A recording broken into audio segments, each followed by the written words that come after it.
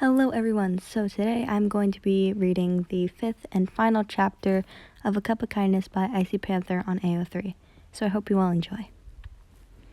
Dinner, Credit insisted upon after he closed the shop. They must eat first. No decision should be made on an empty stomach after all, even though Keith's stomach was far fuller than it had been that he could remember.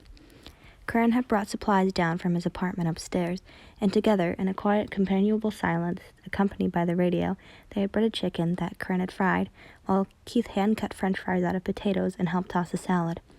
Cran had taken on most of the conversation as they ate, little bits and bobs and stories he'd heard from customers throughout the day, and nothing serious. But Keith knew it was coming.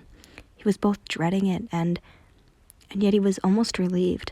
Someone was going to listen to him, someone who actually cared, someone who would hear him. Cran let out a loud burp, followed with a "dear me, pardon," and patted his lips almost too properly. Keith wanted to smile at the clearly exaggerated display. His stomach, though, was a tangle of knots, and his hands were clenched in his lap again, and he couldn't summon it. Cran seemed to realize the same as he set his napkin down and leaned the slightest bit forward, voice soft. "Do you wish to go to the train station?" Keith bit his lip. He'd thought all day. But Cran was right. He was running. He could hide on a farm, but even there, he wouldn't ever feel safe. He'd be alone. He'd be constantly looking over his shoulder for at least the next couple of years. He didn't know if he could ever trust anyone. But he did trust Cran. It was crazy, and he knew he shouldn't, but Cran wasn't just nice to Keith. He was nice to everyone. He was kind. Keith had seen the way he and Aksha had gotten along, almost like a niece and uncle rather than an employee and employer. How he had greeted customers by name and crouched down at the height to small children with a donut tray in his hand so they could pick the one they wanted themselves. Even his actions to start, leaving Keith the snacks and invitation to come inside, had been nothing but kind, and Cran had never once even suggested the idea of theft or trespassing or the police, and Keith had come to the determination that Cran wouldn't. Those weren't important to him. Helping out a boy rooting through his dumpster for food because he was hungry held far more precedence, and Keith had met plenty of people in the system who wore masks in public and revealed their true selves when they were alone. But Cran? He wasn't wearing a mask. The only thing he wore was a mustache, and it was as cheerful in color and shape as Cran was. Keith gave a tiny shrug. "I don't know." He didn't want to, but he couldn't live here, right?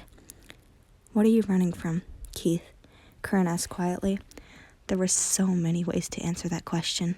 From the system, from the people who said they cared and either couldn't or didn't, from the abuse, from cages, from people telling him this was for his own good, from the adult son and his piercing eyes, from pain, from loneliness, from hopelessness, from being just another number.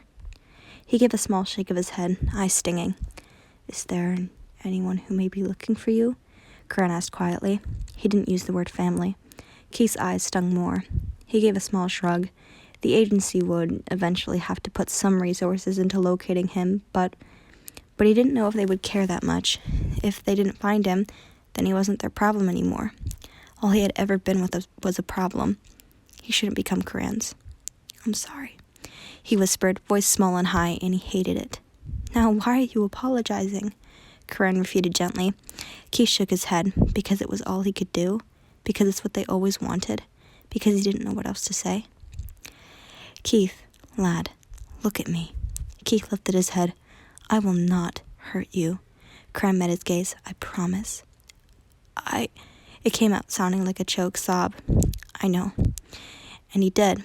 Cran wasn't like them. "But someone has," Cran said quietly. Keith paused, and then gave a short jerk of his head. Yes, they had. So many had. "And if you were to return," Cran said, and Keith tried not to flinch because he knew Cran couldn't be suggesting that, "to where you came from, you fear that someone would hurt you again?" Keith allowed another tiny nod. Even though he didn't just fear it, he knew someone would hurt him. "Oh, lad," Cran murmured. Keith ducked his head back down. The clock ticked. The radio played. Cran cleared his throat. "If I may make another suggestion?" Keith both held his breath and nodded. "Stay. Keith's head jerked up. What? Stay here, Corinne clarified, for at least a few days. It was all Keith wanted. He couldn't, though. He could get Corinne in trouble. I can't, he whispered. Why not? Keith shook his head.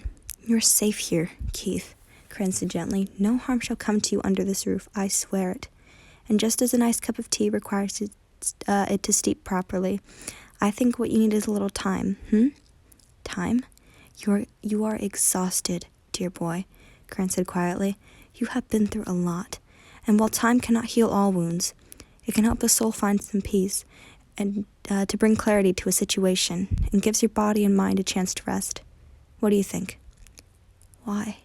The question came out before Keith could stop it, and he flushed as it was so rude, but he needed to know.